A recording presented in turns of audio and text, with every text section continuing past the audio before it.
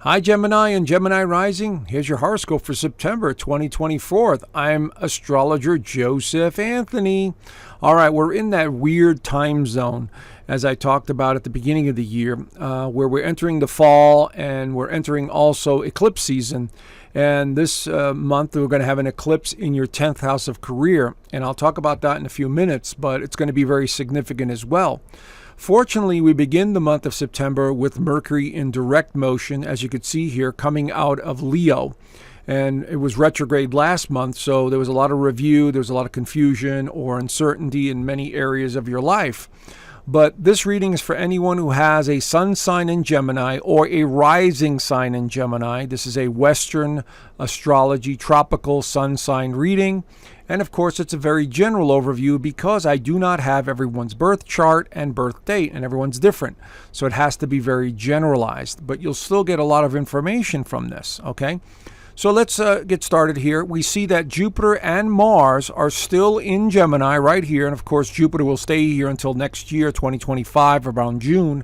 But Mars will be leaving Gemini this month and going into Cancer in the second house. And I'll cover that in a few minutes as well. But this is giving you plenty of motivation. There's a lot of desire to move forward. There's a lot of nervous energy in the air. This is because the sun is going through Virgo right here in your fourth house of home, feeling, and foundation. We also have a new moon in the fourth house.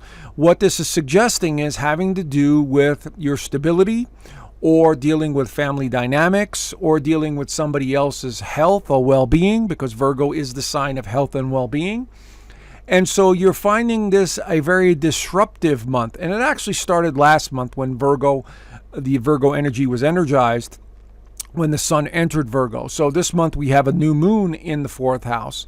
If it doesn't have anything to do with that, it may have something to do with real estate or land or property or remodeling or doing something within the home dynamics, either for yourself or for someone else. So these are the things that are being highlighted as this energy is taking hold here on in this month. All right, your ruler Mercury will continue to be moving forward, which is good news, and it will enter the fourth house as well. So there seems to be a lot of communication this month with the fourth house, home, feeling, foundation, anything to do with residence, remodeling, as I said, family issues of all kinds, especially pertaining to health, because Virgo is the sign of health. Okay, so lots of motivation, lots of sort of caregiving or taking care of others or responsibility in some way is being highlighted this month. So the astrology shows that as we begin the month of September, we have Uranus going retrograde in Taurus. So Uranus has been moving forward for most of the year, and now it finally goes backwards. And it'll be doing that for about 4.5 to 5 months until next year of 2025. And so here we see it going slowly backwards. Here it is in stationary position before it reverses and goes backwards. And so this is the first planet here that's going to go retrograde this month.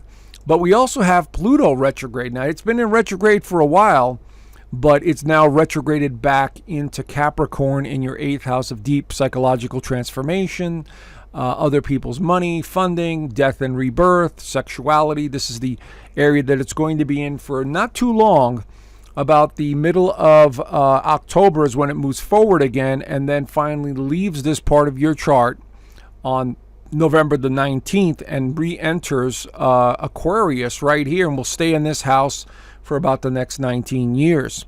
So this is like one last look at all these things that are dark and hidden that you have to take care of psychologically, financially, responsibilities, all of that stuff.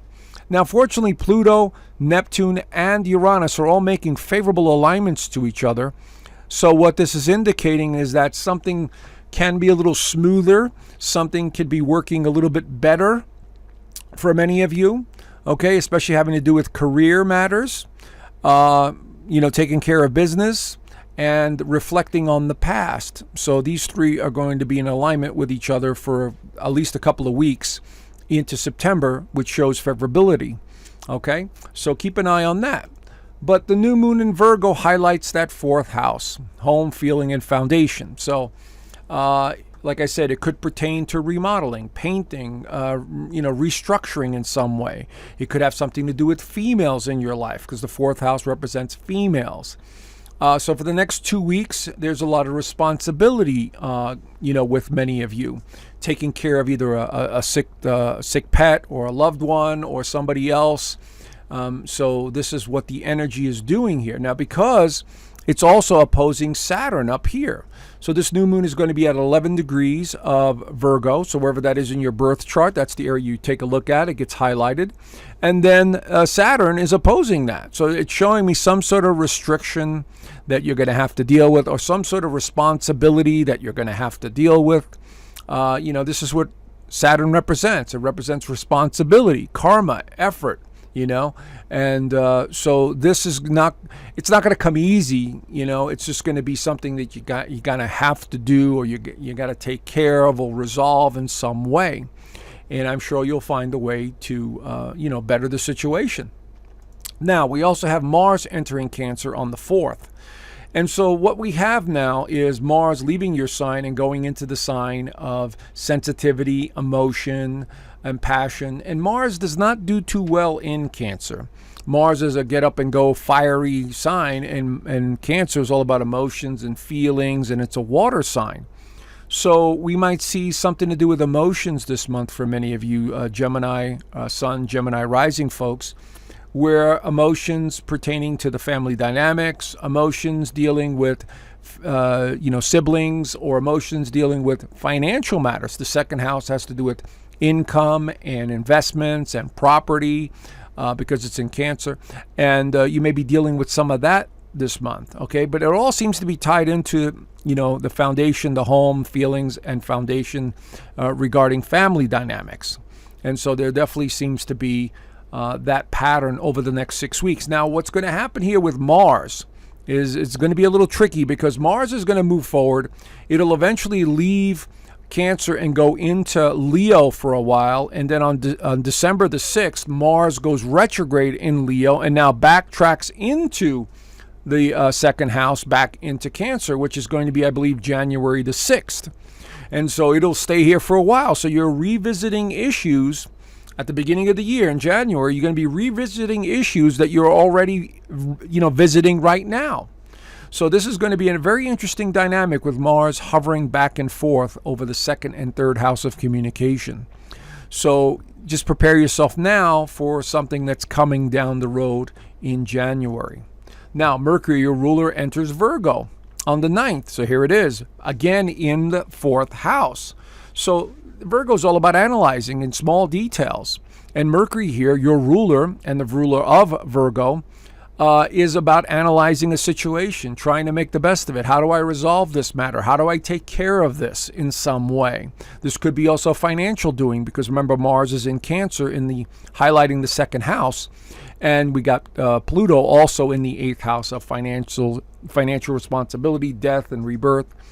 And so Mercury here has got you analyzing everything up and down right there, beginning on the 9th. And it'll stay here for a couple of weeks along with the Sun. But the Sun will eventually move out on the 22nd. But Mercury will be here kind of hovering and, thinking about things and overanalyzing things for a while pertaining to whatever this issue is for many of you in the home.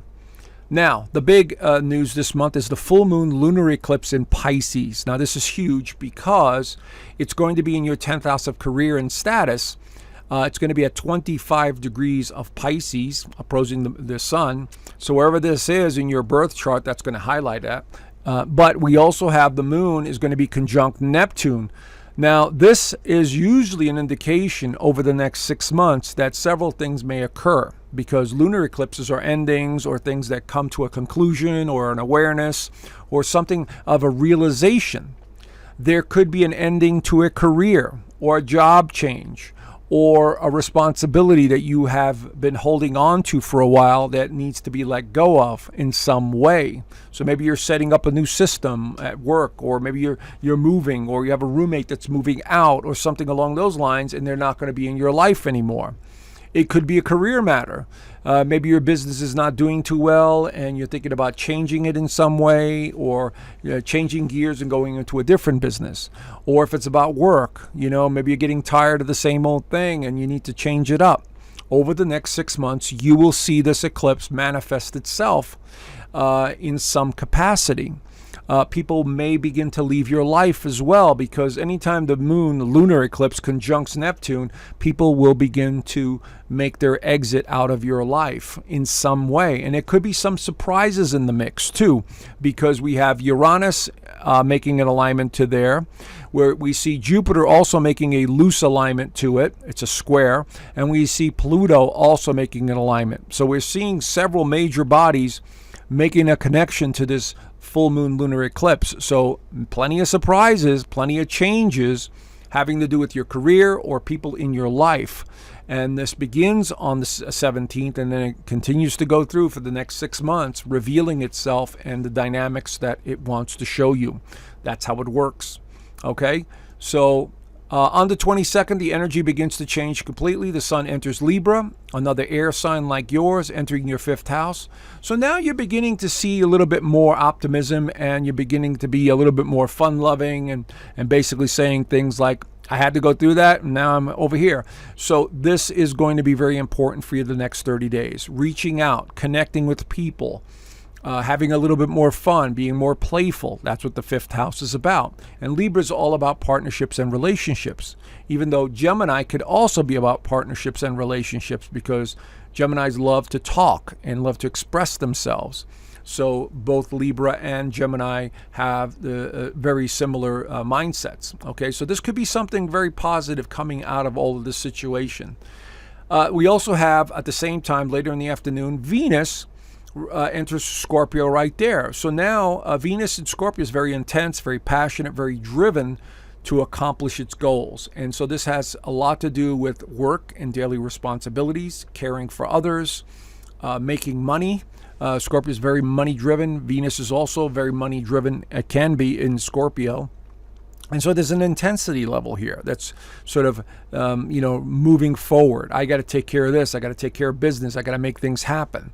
Now, remember, there is a lot of water in this month's chart. So we have Venus in Scorpio, which is a water sign, Mars in Cancer, which is a water sign, Neptune in Pisces, Saturn in Pisces, all water signs. So a lot of emotions may be running very deep, especially having to do with work or your responsibilities. So keep that in mind as Venus enters a very passionate and intense sign and amplifies more emotions in your life. Now, Mercury enters Libra on the 26th. Wrong one. Mercury enters Libra on the 26th. Here it is. And it enters the 5th house. And so this is about, again, finding balance within yourself, partnerships, relationships of all kinds. This is being highlighted. So it's about finding the balance within yourself and the people you surround yourself with at the end of the month. Okay, so very important time for many of you. We're going through some weird times right now, so do the best you can. If you have any interest in learning more about astrology, I have a whole course on this in my private community and a free course in my free community. So if you want to join, please listen to this little message I have at the end of this video. And there are links down below for a free moon report or numerology report, or finding out more about my communities. All right, so have a great month, Geminis, and I will talk to you guys soon. Bye for now. Hi, thank you so much for watching my monthly astrology. I really appreciate your support over the years. Have you ever considered learning astrology? Well, you're in luck, because I've created a full online astrology course in my private community. It's a full 6-module course that takes you from the beginning of astrology, what it all means, the mythologies, the houses, all the way to the more advanced techniques such as progressions, solar returns, how to read transits, how to make predictions. It's all there in this course here. And I even dive into some of the mysterious stuff, what some of the symbolism is all about. So I think you might want to check it out if you're interested. Along with the course, we have a very tight-knit community here where everyone helps each other out. And so if someone knows a lot about astrology, they help other people with astrology. So it's a community that really gets involved and, really wants to learn and help each other out. But as you can see here, I have a whole lot more on this private community. I also have the Inner Circle live calls each week. Now, this is something that I do twice a month on YouTube, but here I do them on a weekly basis. And I talk about various topics. You get to ask me questions, we interact, and we learn a whole lot more than just astrology. So this could be anything from astrology to what's going on in the world, predictions, politics, whatever it is. We talk about it in the Inner Circle calls. Of course, I do have videos here that I do not have on YouTube, so you get those too. And then I've got a private resource vault, which has videos that I suggest watching, books suggested reading, meditations, and more. So if you're interested in learning astrology or want to be part of a great community that's really growing fast, head on over to the link down below and click on the link and join today. All right? Thank you so much, and I look forward to seeing you soon. Bye for now.